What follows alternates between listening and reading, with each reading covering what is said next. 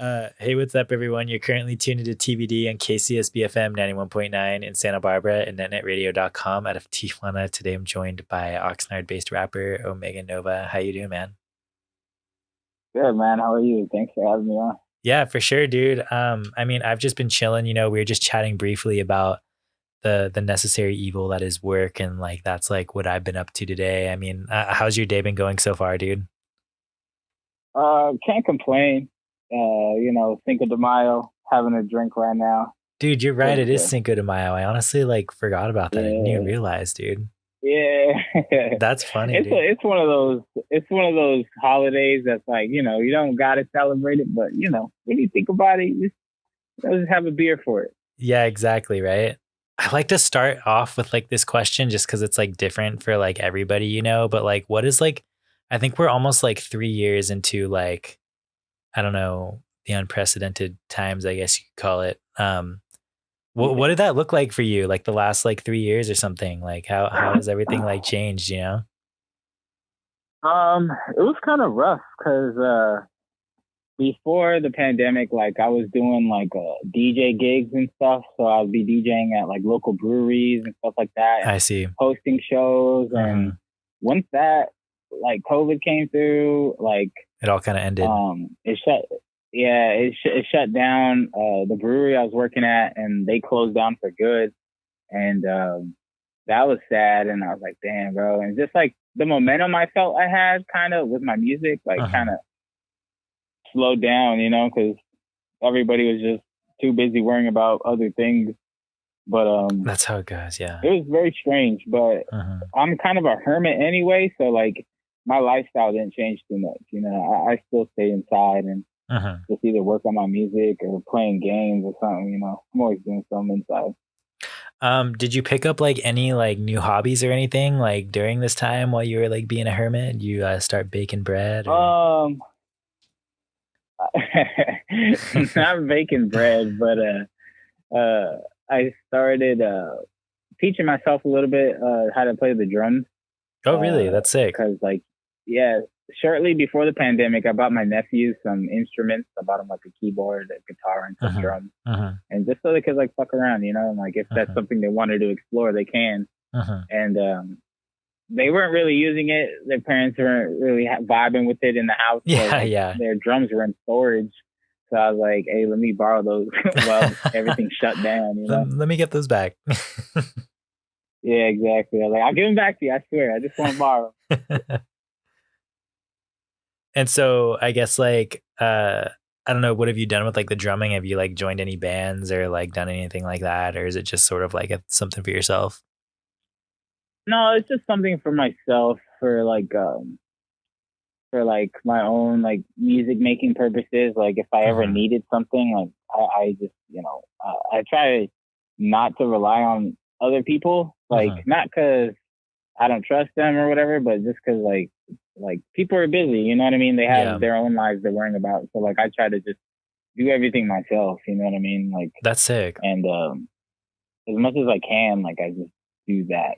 Like when it comes to like beats or like my album covers, most of them I make myself, like Photoshop and shit. But um, That's yeah, I cool, just dude. like to keep everything, yeah, in house and just like expand my skills as much as possible. Yeah, dude, that's cool. True DIY style. I guess like Exactly. before we like hop more like into, I guess, talking more about like music and stuff. You did mention that you play games. Like what are you playing right now? Oof. Right now, like I said, I just got my PS5, Yeah. and the game I'm playing is Lego Star Wars, the Oh, Skywalker Saga. respect. Yeah, that's Yeah, sick. dude, honestly, like I'm so balls deep in that game. Like it's crazy. Like I was like just like playing it so much, and like it's really fun, honestly, because I played the old Lego Star Wars games back in the day, and this is like kind of like a revamped version where it's not the same really, Hmm. but it's like it's just more detailed, more like expanded, more things to do, and it's like kind of open worldy, and I love open world games. Oh, wow, really? I used to love Lego Star Wars when I was younger. So now it's like it's open world now. Like you can just go wherever as like a little Lego character. Kinda, yeah. Honestly, like you could fly through space and fly through to the different planets, and then once you land, you can land in certain spots of like from the movies and shit, and then you could explore that area and like walk around. It's pretty wild. Dude, that's pretty sick, actually. Wow. Yeah, honestly, check it out whenever you can. Yeah, that's cool, man. I'm gonna have to cop a PS5 just for Lego Star Wars, dude. Yeah, it might be on the Switch. Honestly, it might be on the Switch. I'm not entirely sure. Oh, true. Yeah, and we were just chatting before the interview about how I have a Switch and I've been playing like Zelda and stuff. You know, I have been looking for a Yeah, new game, dude, so I might have to look into Lego Star Wars. yeah, check it out. You've been playing anything else? Um, I would play a lot of GTA and Yeah, sick. what Classics. else have I been playing really? Yeah, I just play that game a lot and like just be making money on there. I'm a fucking millionaire on GTA. Not realize it. um I was gonna ask too. I know you were saying that you like to play like vintage games like the Uh-huh. Nintendo 64 and stuff as well, right? Yeah, for sure. Yeah, yeah, yeah. Did you know that like I guess like CCTV gaming is like a huge thing where like people love playing like old style video games not on like flat screen like Yeah. nice TVs. Like they seek out like specifically those old like tube TVs that explode if you drop them, and they play like the Ooh, old yeah, video yeah, games on yeah. there. Yeah, just because it has like that old school look. It just looks retro. Yeah, no, definitely. Because I've played my 64 on my flat screen, and like it just it doesn't hit the same. Like something about the old tube TVs, like it makes it so it just feels right. You They know, were it's hard. You can't put into words. It just feels right. yeah, they were like literally designed for that. For that like style Yeah, like no, TV and stuff. It's sick. exactly. And that's something else. Like during the pandemic, that I started doing was that I was actually like partially streaming like video games on Twitch Oh, were and you? on like Instagram too. Yeah, yeah, yeah. And like I was trying to play older games that I liked. Like I was playing Simpsons Hit and Run on Dude, that there, game's a and classic. that game is like I when I went back and played it this last time, I was like, damn, this game's so good. Like it's just a good Dude, game. You know what I for mean? Like real, top to yeah. bottom, it's so good. I was also streaming Ocarina of Time for a little bit, Wow, that's and just sick. like just having fun. My computer wasn't that strong, so I couldn't really continue like that. Hmm. But it's hard to stream on a Mac. I'll tell you that. Oh, dude, I was trying to do like I guess like live stream like shows and stuff, just to help out in the Mhm. community with a Mac as well. And I know how you feel. It's kind of hard to make that stuff happen. Exactly. But that's really cool, dude. Exactly. That's so sick. Do you have any of like your Twitch streams like up anymore? Like on YouTube or anything? Uh, um, I had clips on a YouTube channel, but I converted that YouTube channel into like making like videos about music that I Hmm. like. You know Yeah. what I mean? Like I Hmm. have a video essay type thing on the loot pack on YouTube right now, Oh, and sick. just because like I like that type of content on YouTube, like just people talking about things they like and dissecting them and why they like them, and like I just wanted to do something like that. But for a group that I feel is supremely underrated is the Loot Pack. Like, and They're called because the like Loot Pack. they're called the Loot Pack, yeah, and they're from Oxnard, and it was like Madlib's original like group that he was a part of. You know what I mean? Like, Oh, wow, there's that's Madlib, there's sick. yeah, is Madlib producing and rapping. There's Wild Child rapping, and they had DJ Rome's who was a DJ, and dude, it's honestly just some classic hip hop, and it's like straight out of Oxnard, and like it was like one of Stone Still's like first like projects that they put out, you know, in like 1999, and it's still a classic to this day, honestly. Wow, dude, I'm gonna have to check that out actually. That's super cool. And Nah, for sure, bro. I'll send you the link. yeah, send it and then drop your YouTube handle as well for anybody that's listening to like check out that analysis you Yeah, on YouTube, I think it's Planet Zephyr X, I think is the YouTube, and it, if not, you can follow me on Instagram on omega.nova, and it'll be there somewhere. Like you'll find it. But yeah, for sure. Dude, that is so cool, man. I can't wait to check that out. That's really sick, actually. I love that. Yeah, Um, of course. so I also, I guess, like wanted to chat with you too. So when did you like start like rapping under Omega Nova? It had to be. I think it was like 2012, 20, nah, like 2010 or 11 or 2012, one of those years. Mhm. Um, I originally started in 2009 in high school. Like, Wow. my friend, he was rapping and he had like his Mhm. own like little setup in his room, and like it was just the friend group I had at the time. They were all like making music and shit, and Mhm. we were just taking like beats off YouTube and just rapping over those. And back then, I went under the name OZX3, Mhm. and I don't know, to get a little less cryptic, I guess I changed it to Omega Nova because Omega was actually my fucking um my PlayStation Network handle for a Oh, long time. really? That's funny. So my name originally came from my PlayStation name. So that's That's kind of cool, how that dude. came about. But so yeah, it's been over a decade now that I've been rapping and probably making beats for about a decade now, just about. So I guess like when did you start like taking it more seriously? Like it like when did it start like when did it start to evolve from like, okay, we're gonna do this in like my friend's bedroom, just like messing around, to like, this is actually something Hmm. that like I kind of want to get good at. Like okay, so in high school I started and I was like, all right, like this is fun, and I made like maybe like 10 songs, and then I just put it out on like YouTube, and like I was like, all right, if this blows up, then I'm meant to be a rapper. If not, Yeah. then I guess not. Yeah. And it didn't blow up, obviously. And fucking, I was like, I guess I'm not gonna do this thing. Uh-huh. But after high school, and so towards the end of high school, I wanted to actually get into fucking like concept art for video games. So Uh-huh. like I was gonna go to school for that, Oh, and then I was interesting. like, and then I just couldn't afford the tuition, and I didn't understand loans and shit. Uh-huh. Like so I just didn't do that.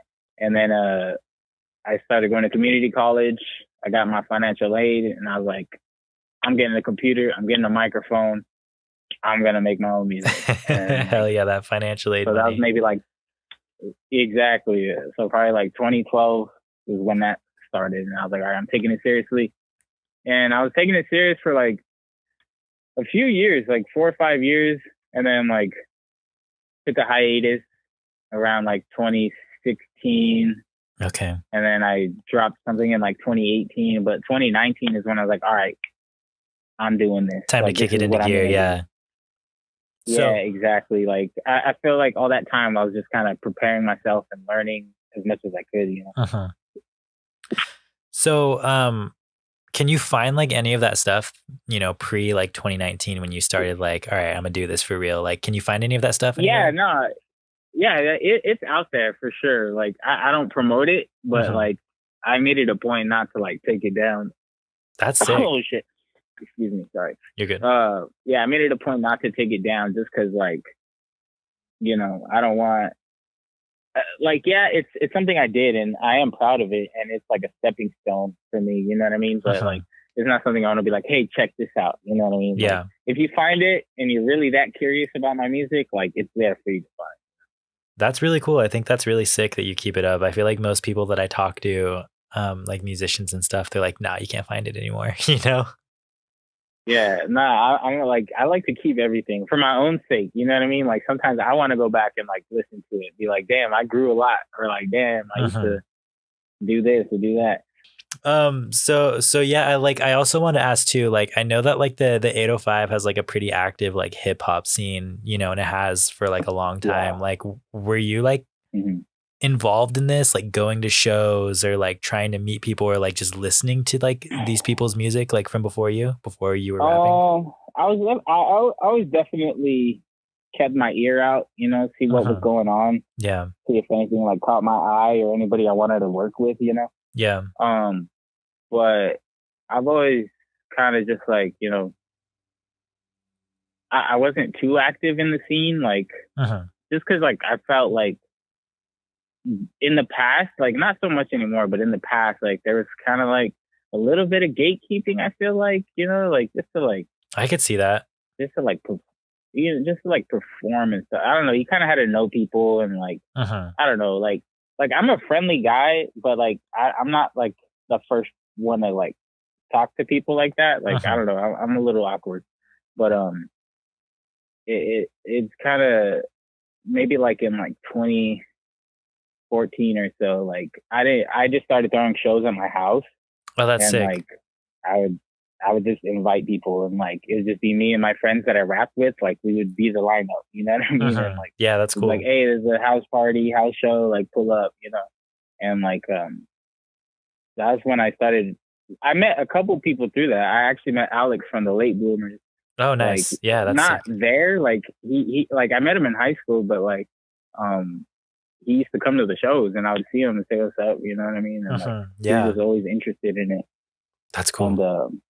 so I wasn't really involved in the 805 scene. I'm really glad that like they're very active now, and Yeah. like the 805 really does have a very strong, unique voice, and we're very like proud people, and we're proud of the shit we put out. And it's really cool to see how the scene has like grown to like just everything, like going to shows where it's not just rap.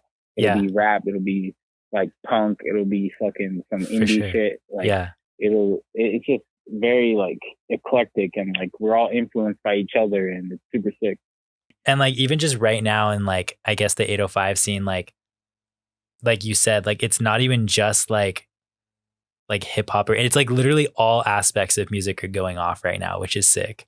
You have like the indie, you have like the punk, you have like the hip hop, like you literally have everything. It's just super active right now.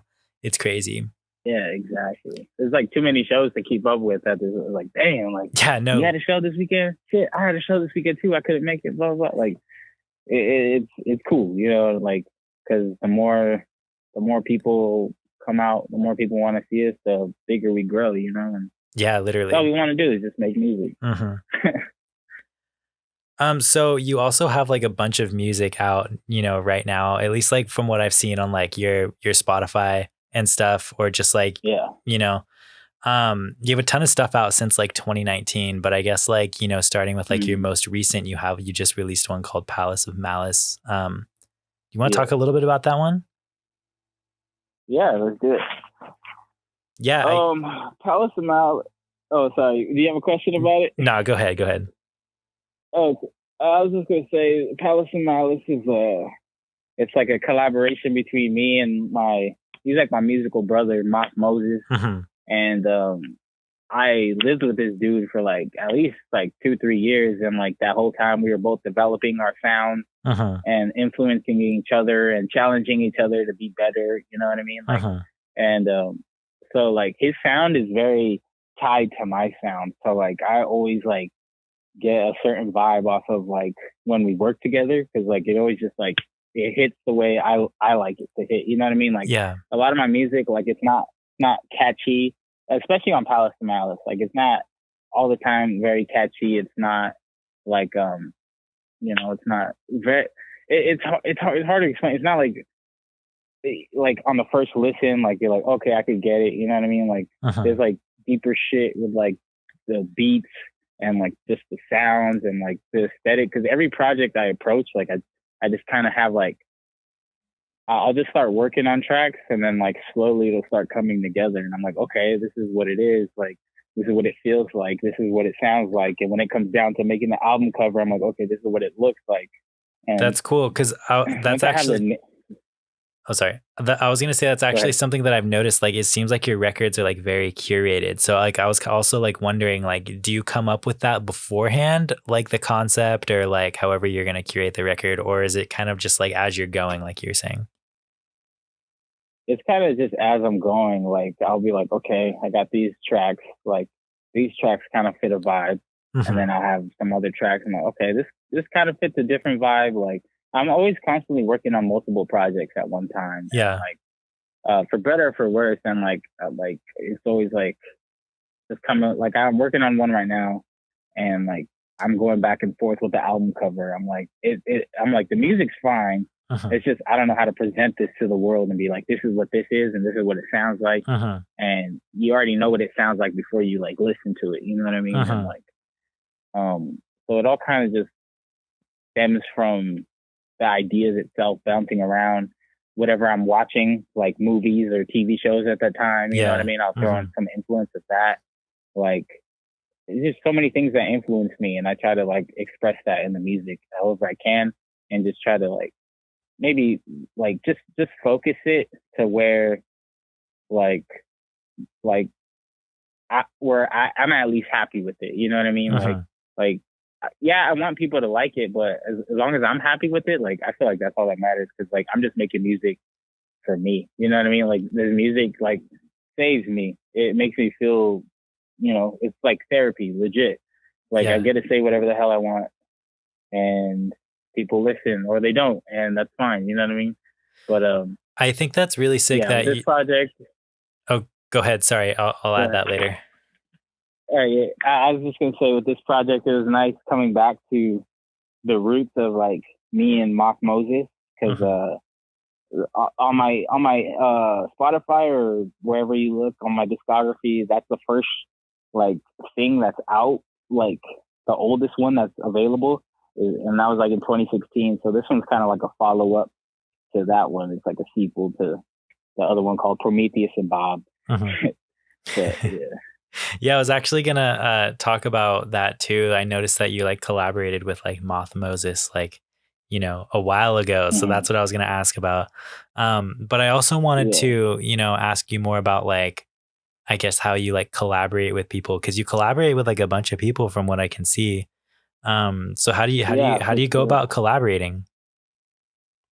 It's usually like it'll be like I'm attracted to like somebody's sound, Uh-huh. or like I'll have an idea for a song and I hear like a person rapping over it. You know what I mean? And Uh-huh. like so I'll be like, okay, like I think this person would sound good on this song. Yeah. But a lot of my albums, especially in the past couple of years, are like producer collaborations. Uh-huh. So like when I like that is a whole different thing, because like I like different producers obviously make different music, and like Uh-huh. it's gonna sound different. So like they always bring something different to the table, like when it comes to me approaching making the record. Yeah. And like it always brings something different out of me. Like I have a collaboration with Roby, he's actually my cousin who started making music a couple of years ago, and he's already a beast at making beats. Like he makes crazy beats, That's sick. and Yeah. I'm like, damn, I was like, damn, this is super tight. And like he don't put his music out. Like Uh-huh. he's like kind of self conscious of it a little bit. So like, or he just feels it's not ready up to his standard. But like, Uh-huh. um, so like I get all his beats. You know what I mean? Like Yeah. I'm lucky enough to like be like, damn, like I have these beats. You know what I mean? That's another thing too, is like I like exclusive beats. Like I like that either I made the beat or like somebody I know makes the beat. So like when approaching collaborations, like if I know you and like you make good music, and like I just feel it, like then we'll work together. You know what I mean? Like that's all I have to do is feel it. Like I'm never opposed to working with anybody as Uh-huh. long as like it just feels right. Yeah. Like my most recent collaboration was that I released was a collaboration with this dude Grigsby, and Grigsby, like he's another local artist, and like he raps, but he also like there's like a lot of like singing stuff. So like he sent me this beat, and like he just sent it blank, and I was like, okay, like I feel it.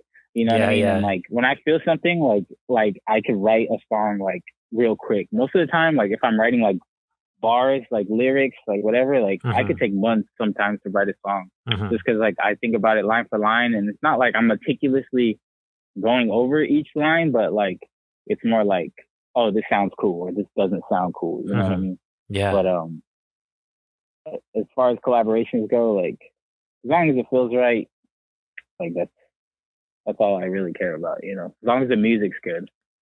That's cool, dude. Yeah, and I mean, you've collaborated with like a ton of people, and it's like super diverse too. Like you even did like a collaboration with the homies Join the Internet recently, and that was so sick. Oh yeah, dude. Marvin sent me that beat, and I was like, all right, for sure. He sent the hook over. He sent Yeah, everything, and I was like, I could vibe with this, you know. And then Yeah. I was flattered that he would even want me on his project because, like, if you listen to our music, it's not the same It's at totally all. different. And Yeah, like, but it worked so yeah, well. exactly. And I'm like, damn, like this is what I want to do. Like, I want to just make music. I'm not trying to be boxed in somehow. Like, Yeah. even though people put you in a box anyway, just because like it just helps their brain. You know what I mean? Mhm. But like for me, it's like whatever works, works. You know what I mean? I'm not trying to hold myself or stop myself from doing anything that I feel is cool. You know? Yeah, for sure, dude. That's awesome. I mean, keeping it diverse, I just think that's sick, you know? It's like, Yeah, exactly. You go ahead. yeah, and I was just, I guess that like kind of ties into what I was going to say before we started talking about something else. But, like, you make music like for yourself as well, which I think is like important. I feel like that's Hmm. also how like you grow as a musician and like don't pigeonhole yourself. It's like you do what you think sounds sick. And I feel like that also makes you Exactly. progress. Like you don't make music that people are gonna like. You make stuff and Exactly. as you get better, people are just gonna fuck with it. I don't know. Exactly. Like, cause like for me, the whole goal is to make music that timeless. You know what I mean? Like, I Exactly. want Yeah. to be able to listen to this in 10 years and be like, yeah, this is still tight. You know what I mean? Like, Yeah, cause like sometimes trends they come and go. You know, for nothing sure. stays forever. Like, Hmm. but what will stay is that I made that. You know, and I made it out of the way I wanted to. You know what I mean? Hmm. Or whoever helped me. You know what I'm saying? Like, and it's just like a time capsule. Like when I listen to my old albums, I could think about all the shit I was going through at that time, Yeah.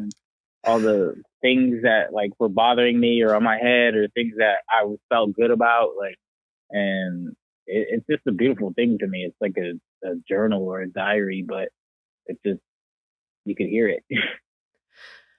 I guess like one last person I wanted to talk to, or I guess I have a couple people here. Is Mongrel from Mhm. 91 like a producer that you work with?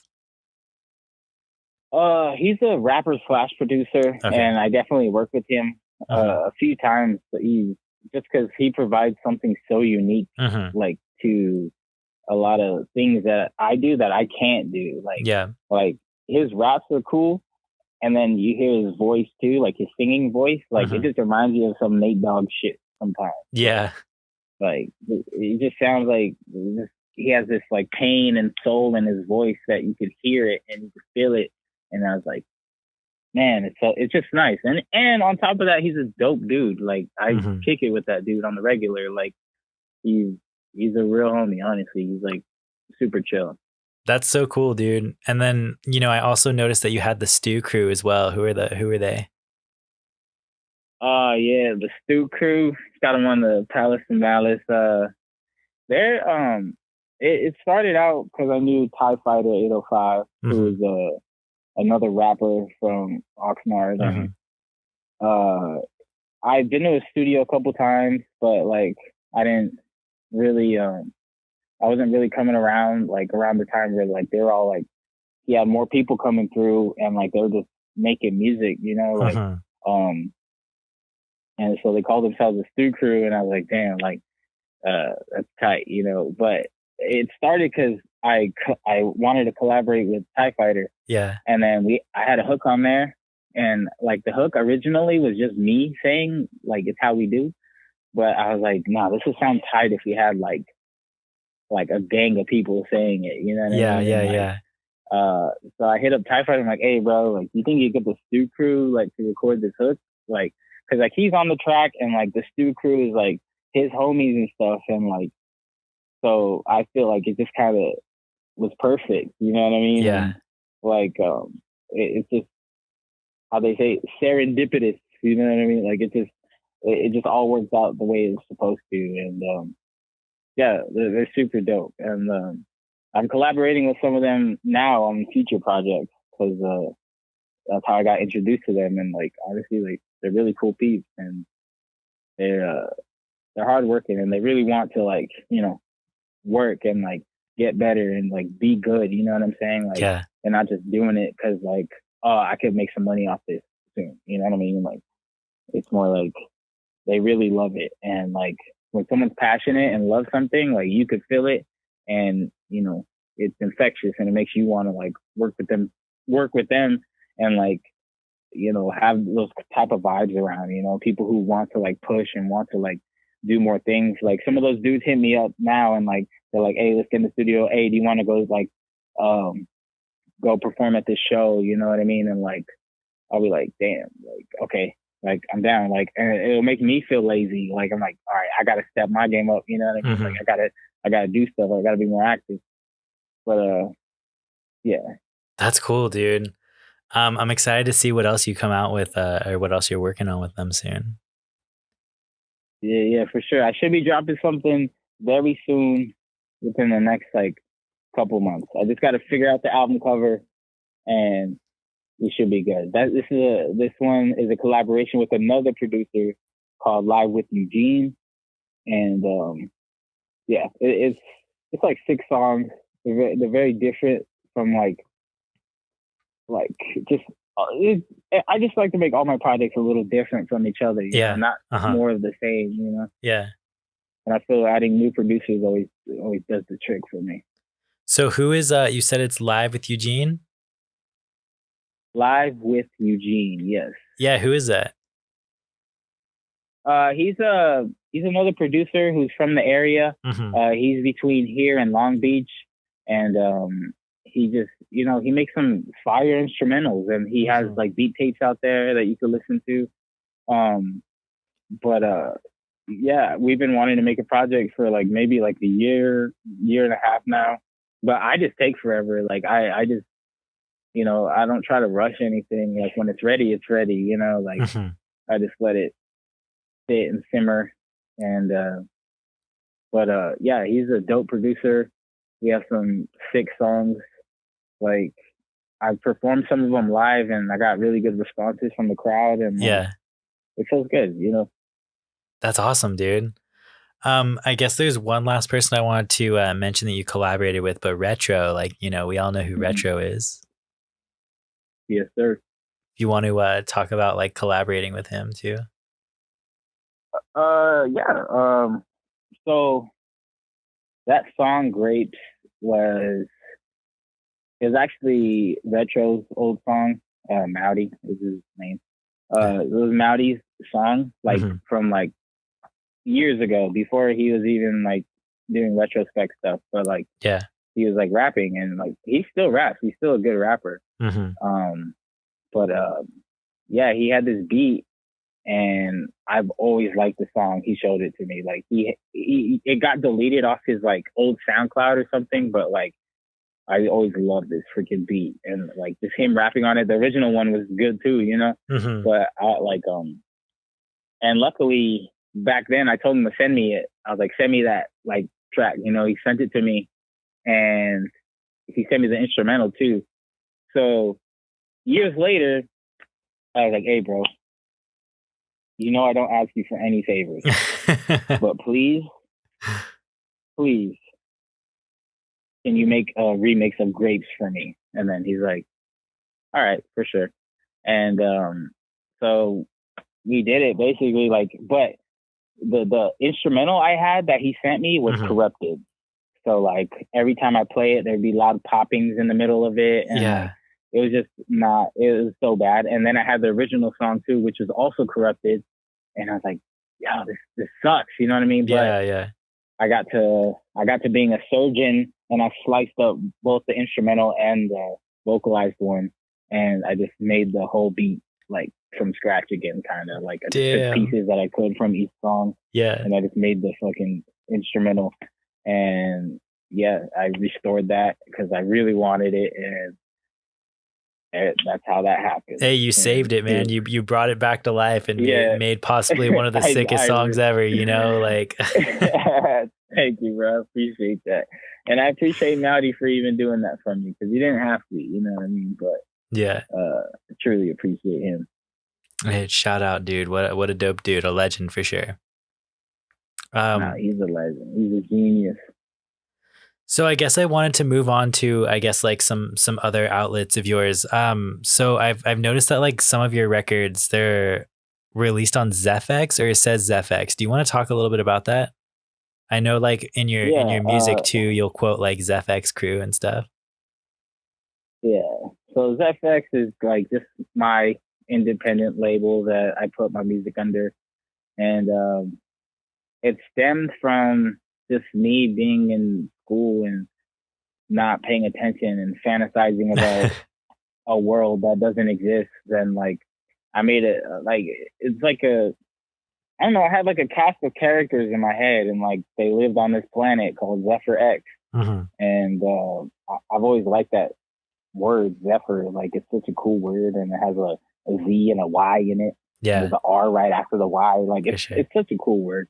But so ZFX is basically that. It's like it's just like it's kind of I named it that to like solidify like this is my imagination like expression. You know what I mean? Yeah. Like this is under my like imagination because I like one of my older songs that I have that you'd have to like look up is literally called Zephyr X, and in that song in that song I explain what Zephyr X really means to me. You know what I mean? Like or what it is, and I just shortened it to Zephyr X because it just sounds cooler. And when it comes to branding, when it comes to branding, they say either one word or two syllables. So like, I think ZFX is cool. That's sick, dude. So are you like planning on doing anything else with the label? Are you gonna keep it, I guess, like mostly just Omega Nova? Are you gonna like sign other people or just put out other people's stuff?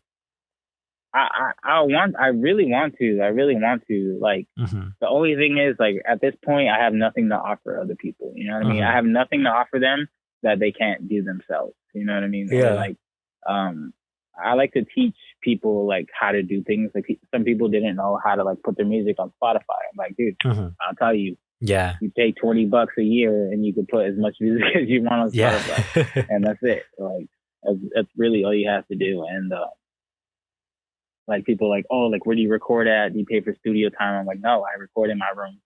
I hold the mic in my hand. It's not even on a stand or anything. Like I literally hold the mic in my hand and I just rap into it.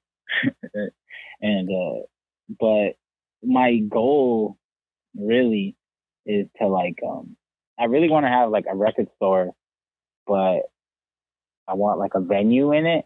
You know what I mean? Dude, and, like, that would be sick. So, like people will come by and like we could have performances, have album release parties.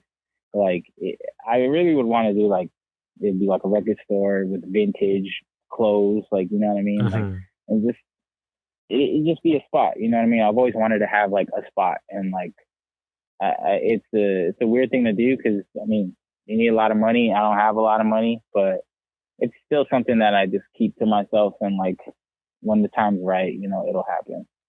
I'm sure you'd be able to pull it off, dude. Like at one point, like you just got to pull the trigger, dude. Because I think the community needs you know, a ZFX record store, dude. That would be so sick.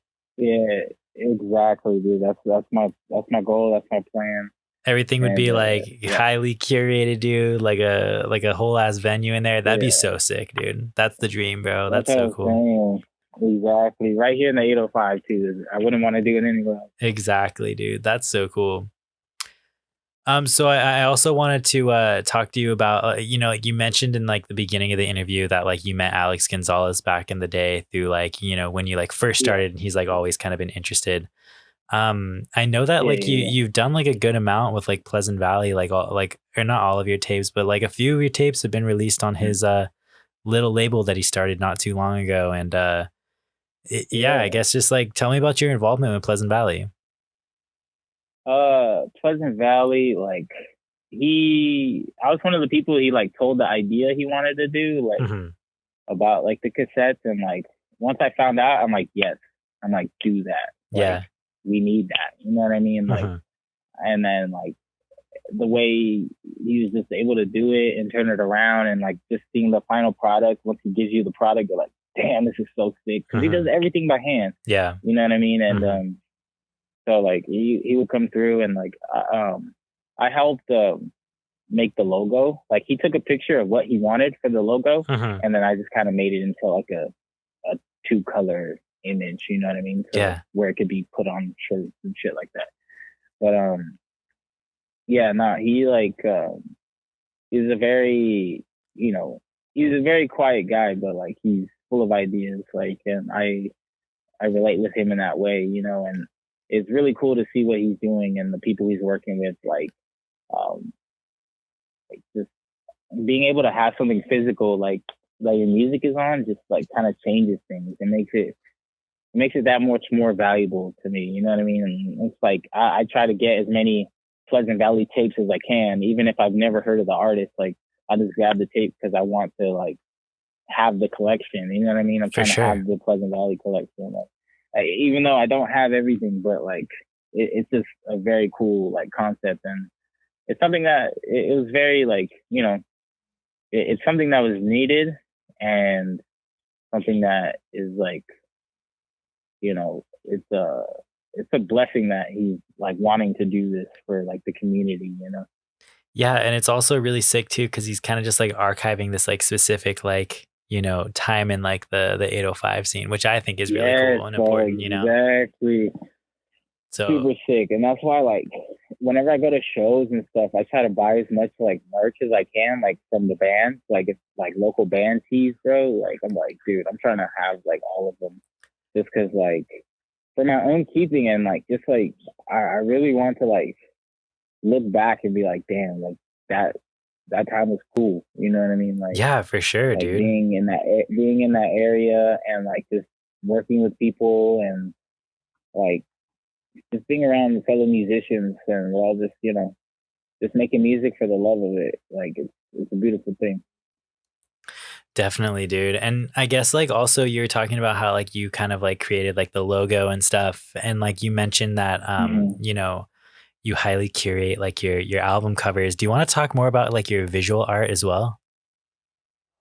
Yeah, of course. Like my visual art started like literally in kindergarten. Like Yeah. there was like you could go there was free time, you could go do whatever you wanted. And I always went to the easel to go paint and I would bring like my paintings home and my parents would hang them on the wall and I'd be like, cool, you know what I mean? Like that was like the best. I was like, that's so sick. Like Yeah. I made that and I was up there, you know what I mean? But since then, like just working in Photoshop, I'm really a big fan of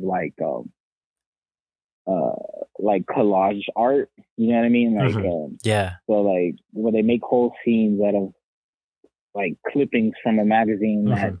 that don't belong together. You know what I mean? Like it'll be like a plant pot, and there'll be like freaking a checkered wave coming out of it somehow. I don't know. Yeah. It just looks cool, but I just like mixing things up together and making it look like it's supposed to be there. You know, like when I did the Sunbeams for the Moondog album cover, which is basically like the Giving Tree Mhm. album. I mean, not album, the book. And people are like, "Oh, like you drew that?" I'm like, "No, I just made it in Photoshop." like I basically I just sampled the image basically, and I just replaced the things I needed to replace, Yeah.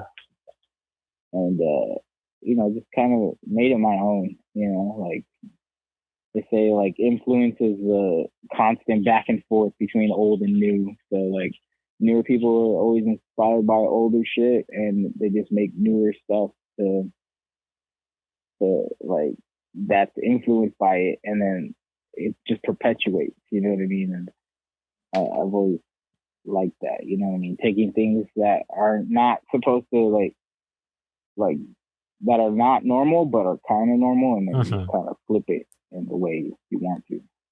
That's cool, dude. So I guess that kind of like brings me to the end of the questions that I have for you, but we do have a couple listener questions. Do you want to take those? Yeah, let's do it. Okay, so this first one literally just says Ox forever. That's right, Oxstar baby. Okay, so this next one says favorite place to eat in Oxnard. Favorite place to eat? El Taco de Mexico on Saviors. I go there at least twice a week. Like, Damn, for real? and yeah, and like they recently came out with some enamel pins or lapel pins, and I had to buy one. I was like, I have to support this, and I'm gonna wear this all the time. You gotta rep, dude. El Taco And de Mexico, dude. yeah, there, and then Los Gauchos Pizza, which is Moss Moses, who makes my beef. Him and his brother have a pizza spot, and you can order off Instagram, and it's honestly some of the best pizza you can get out there. It's so delicious. Do they have like a brick and mortar or what? No, they're just operating like out of where they live, and like you just order off Instagram, and it's delicious, honestly. Dude, that's really sick. I actually have some friends that did that as well from Ojai. They like moved to Altadena in like LA, and they started a like pizza thing called Side Pie, where they're like making like, I guess like brick oven pizzas in their backyard. Oh yeah, that's crazy. I did not know that like backyard pizza or just like, or like homemade like food, or just like not homemade food, but like people like DIY street food is like a huge culture that people are doing, dude. It's crazy. Yeah. I feel like that's another thing that just like popped up over the pandemic. There's a lot of, like people just starting businesses. You know what I mean? Yeah, that's when they started, was during the pandemic, and like it's cool. Like people were like, all right, I got a little bit of time. Let me do something. You know what I mean? And it was cool, honestly. It's sick too, because like people are realizing like it doesn't need to be like a traditional business like where you have like licenses and do all that stuff. It's like, dude, you can literally do this out of your backyard and do sick stuff, you know? Yeah, exactly. And like even in the beginning when they first started, like I wasn't working that much, but I was delivering for them. I was delivering pizzas like for them. You know what I mean? Like they'd get an order. I'd be the one to pull up to your house and be like, "Here's your pizza." Yeah, that's so sick, dude. So this next one right here, it says most influential records. Damn, like that influenced me. I guess so. Yeah, that's what they asked. Most influential record. Okay, there's a couple. I'd say one is Deltron 3030, and I think that's the album title too, actually. And that's who it's by as well. Yeah, it's by Deltron 3030, and they have two records out, and I'm talking about the first one. Yeah, that's the name of the album too. Okay, so Deltron 3030 is Del. Do you know who Del the Funky Homo Sapien is? Oh yeah. Yeah, so it was Del the Funky Homo Sapien. There's a producer in there named Dan the Automator, and then there's a DJ in there named Kid Koala. And honestly, like they have like it's oh god, it's crazy. This whole album is like it's like a future like space like a show / like opera kind of. It's not really opera, but some of the samples in there make you feel like okay, like it's so crazy. Like, but yeah, it's huge, very influential to me because like these are dudes, or it's mainly one dude rapping, but like they're rapping about like space and like just like in a very like weird and like quirky, nerdy ways that I was like, yo, this is so cool. Yeah. Like, I'm a huge fan of like space. Obviously, I use space like visuals and stuff in my music and art, but like just hearing that, I was like, yes, like this is how it can be done. Like this is so tight because it's also so hip hop too. There's that. There's Big L, Lifestyle of the Poor and Dangerous, where Big L is his first and only record right before he got killed. But damn, like, yeah, just the way he like raps and the way he like puts words together and how funny he is with his raps, like, but he's still so hard. Like, it's genius. Honestly, he's a genius, and he's one of the greatest rappers ever. And then last one would have to be that Lupac album called The Antidote for the Antidope. And it's just, once I heard that, and I was like, yo, these dudes are from Oxnard. And I was just bugging, dude. Like it made me feel like, yeah, I could do this. And like, Yeah. this isn't that bling bling hip hop. Like this is like some like hard hitting hip hop. You know what I mean? Yeah. That's so cool, dude. Um, dude, I actually have met Del the Funky Homo Sapien once. Oh, really? Yeah, I was at like a skate demo one time. It was really random, and I was kind of like too Oh, young that's to really so like sick. realize what was like going down. Like he was rapping and stuff, but like later on, I was just like, damn, that's kind of Yeah. sick. Yeah, no, he's super dope, dude. One of my favorite MCs. I've seen him a couple times, and like, he's just so cool. Yeah, dude, he's a legend for sure. That's so sick. All right, so this next one says tapes or records. Tapes or records? Yeah, maybe which one you would prefer. I don't know. That's kind of just what they typed out. Yeah, okay. I'm gonna have to say records.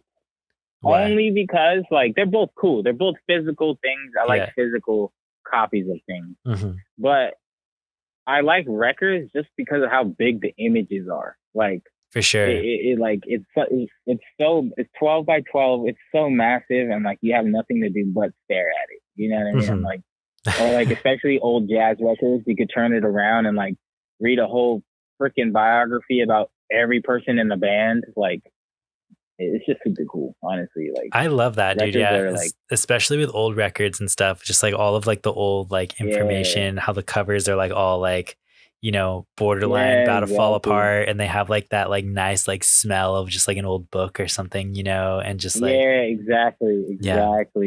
I used to love digging through dollar bin records to samples. Dude, and there's always good stuff. I don't really do so much anymore. Yeah. Yeah, I really be on like YouTube now, like trying to find obscure YouTube channels to get samples from. But yeah, everybody knows already. So like, I might have to go back to vinyl soon. So I think that just about does it for all of our listener questions here, dude. Where can people keep up with all things Omega Nova? You can keep up with me on Spotify, Apple Music, Instagram is probably where you could find out where I have shows and stuff like that, like cool pictures of me. But yeah, I don't post that much, but when I do, I try to make it count. You know what I mean? Yeah, So yeah, anywhere you just look up Omega Nova and you can find me. YouTube, wherever. If you don't want to pay for the streaming services, I get it. I don't care if you pay for my music, just listen to it. That's all I ask. There it is, dude. Follow Omega Nova on all the socials and just jam out, dude. That's all he cares about. Yeah. So, yes, sir. I appreciate you, Thomas. Yeah, dude. I actually have one more question for you here. It's kind of the biggest one of the show. Are you ready for it? Yeah, let's hear it. Let's hear it. All right. A rat is going to jump into your mouth. Do you want this rat to jump into your mouth head first or butt first, and why? Damn. I told you it's a big one, dude. Yeah, no, I feel you. I think even though rats be eating a lot of weird shit, I'd rather have it jump in mouth first, because I don't want to say I put my tongue on a rat's anus.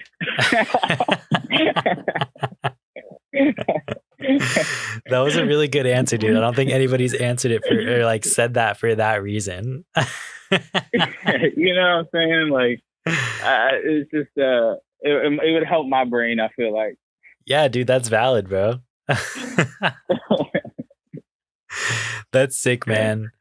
Well, that's all we have for today. So thanks for tuning into TBD on KCSB FM 91.9 every Sunday, 4 to 6 p.m. and NetNet Radio every Saturday, 4 p.m. This has been Omega Nova. Thanks for being on the show, man. Thank you, Thomas. Thanks for having me. I appreciate you all.